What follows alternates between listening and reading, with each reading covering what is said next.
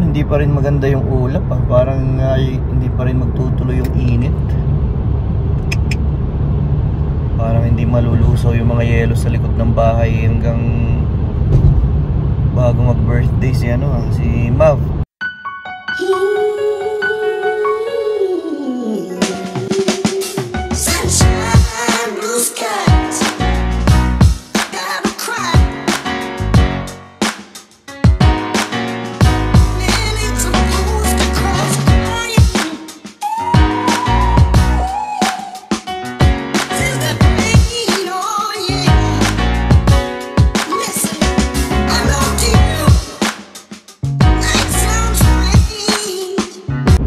Nga pala sa sa paghahanap ng bahay, simula na kami maghanap-hanap sa RentFaster, Ngayon ko pa lang talaga rin ma-experience yung maghanap gamit yung RentFaster.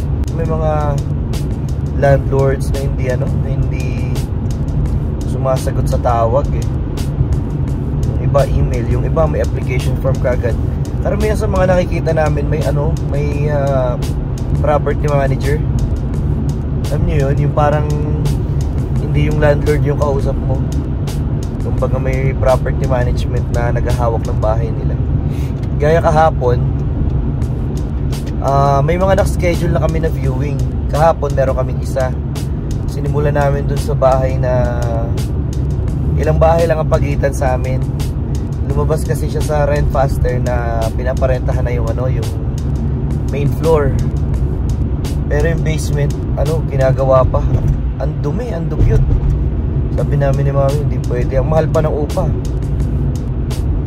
Grabe yung mga nakikita namin na main floor ngayon. Kagaya ng main floor na tinitirhan namin ngayon. The-average na siya lagi ng ng 2,100.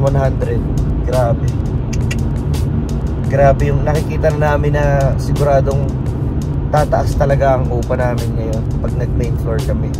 Kaya nga parang kino-consider na rin namin yung basement. Isip na rin namin na bumalik kami sa basement.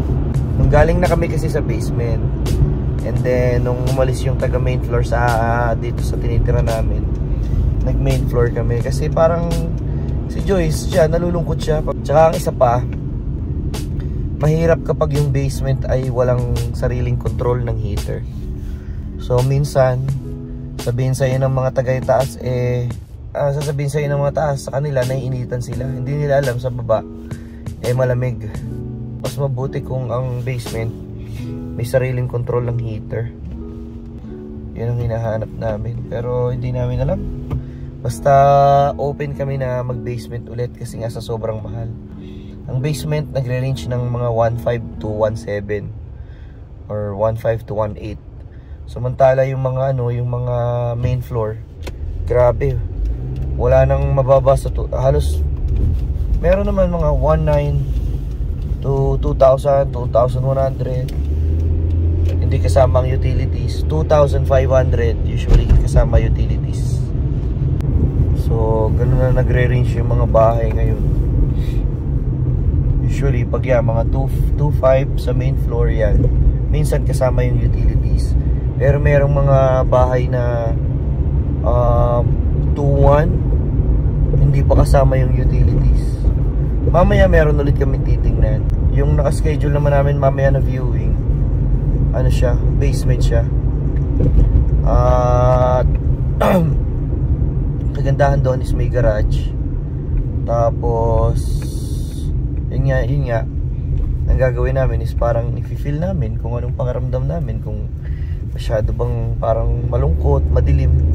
Meron kasing basement na maliwanag pero merong basement na walang bintana talaga, kundi mga kwarto lang.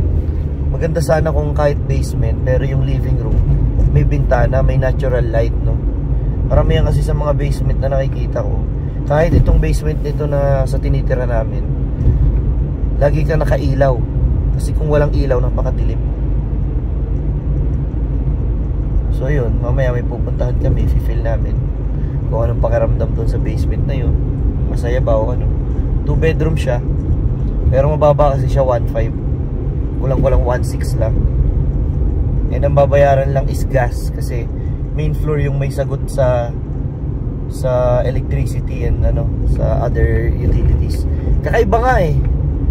Kaya napatanong ako, sabi ko, magkano ba nagre-range yung gas nyo? Baka naman sobrang lakas ng gas, no? Kasi ang arrangement is basement ang may sagot sa gas, and then yung main floor yung may sagot sa other utilities, kuryente, tubig, ganyan. Sabi ko, parang ngayon lang ako nakakita ng ganong klase ng arrangement, So yun, mamaya sisilipin namin.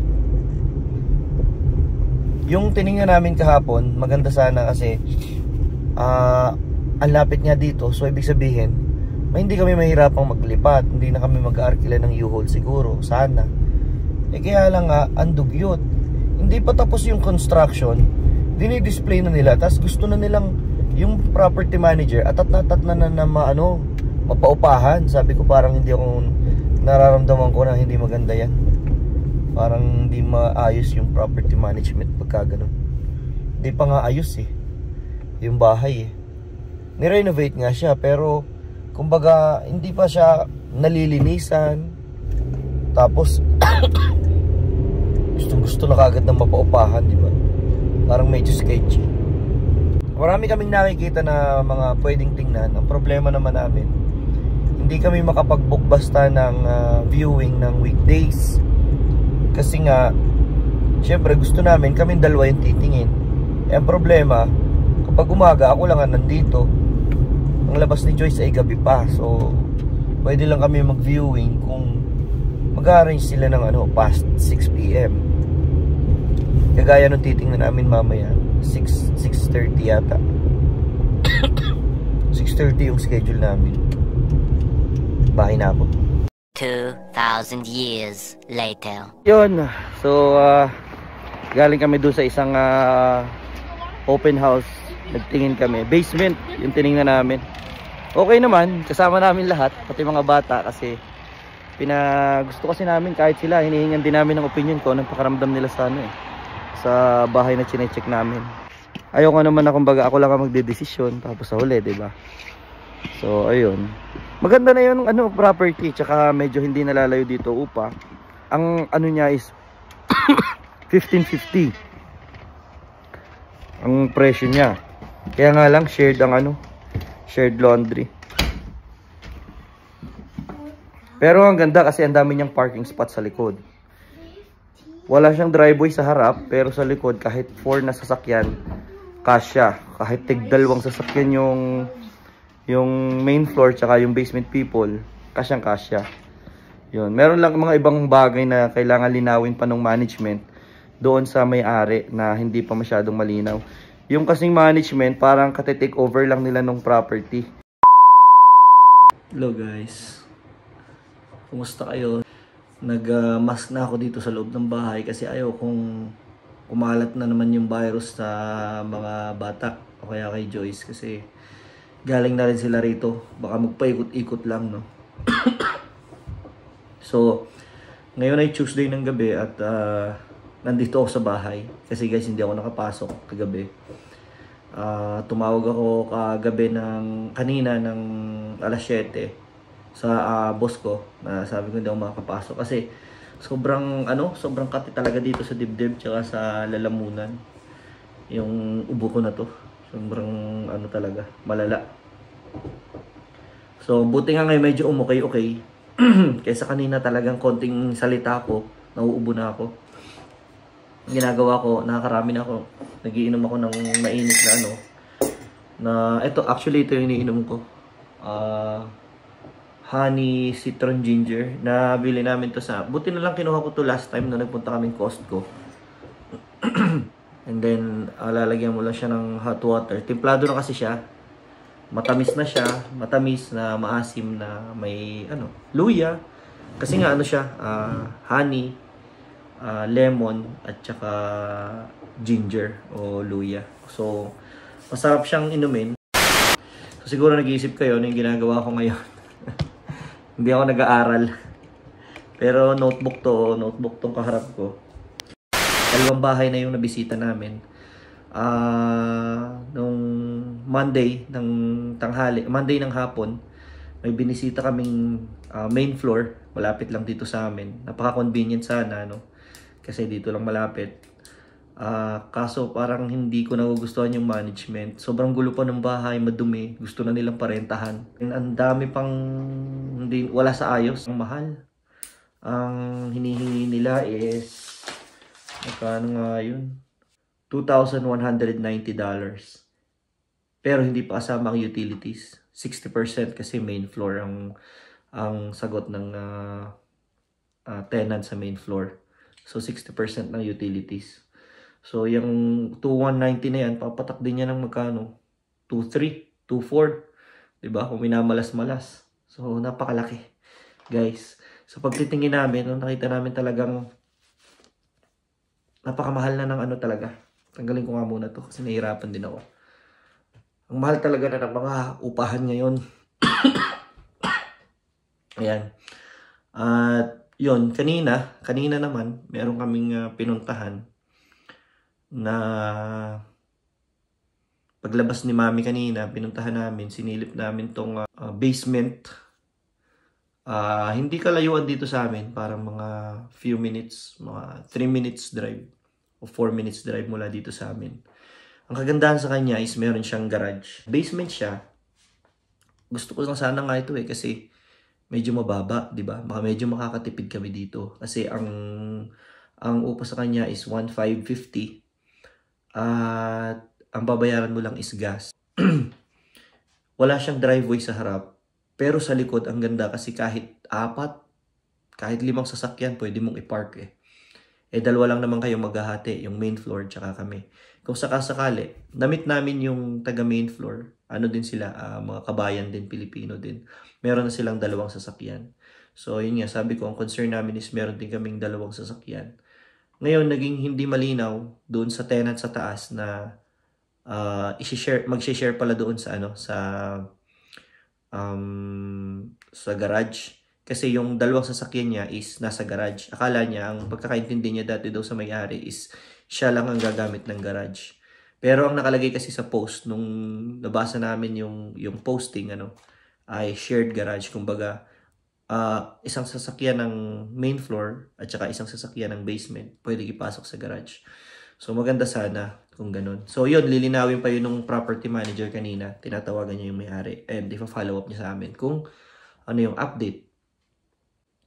So gusto ko na sana yung kasi makakatipid, may garage, hindi problema ang pagpapark, sa back alley magpapark.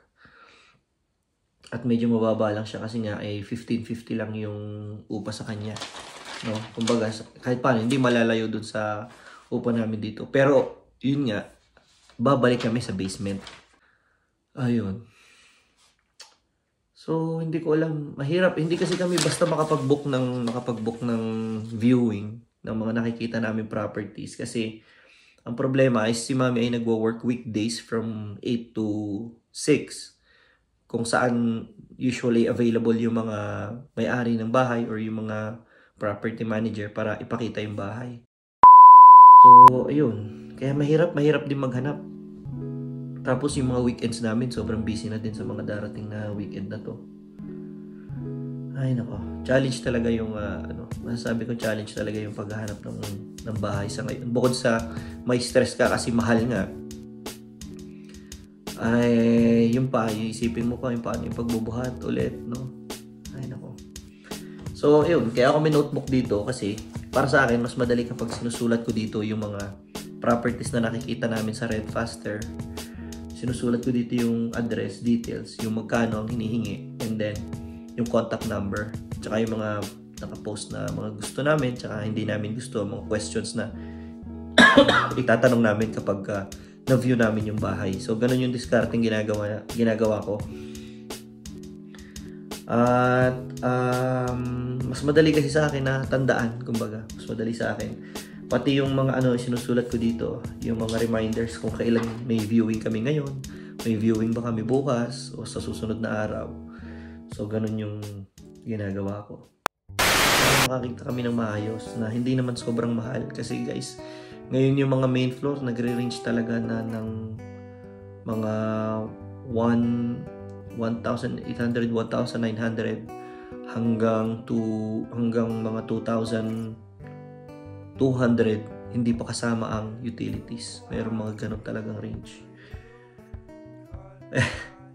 Parang dito na malalagas yung sahod mo, dito pa lang lagas na yan, no? So yan. Teka, kumulo na yung tubig ko. So lagyan ko muna to para meron pa akong energy. Bukas busy din ako kasi marami akong gagawin. So ayan, dyan muna kayo at maglilista pa ako kasi meron pa akong mga hinart. Meron pa akong mga hinart dito sa Rentfaster na gusto kong isulat. Para bukas, since wala akong pasok ngayon, bukas pwede akong gising maghapon.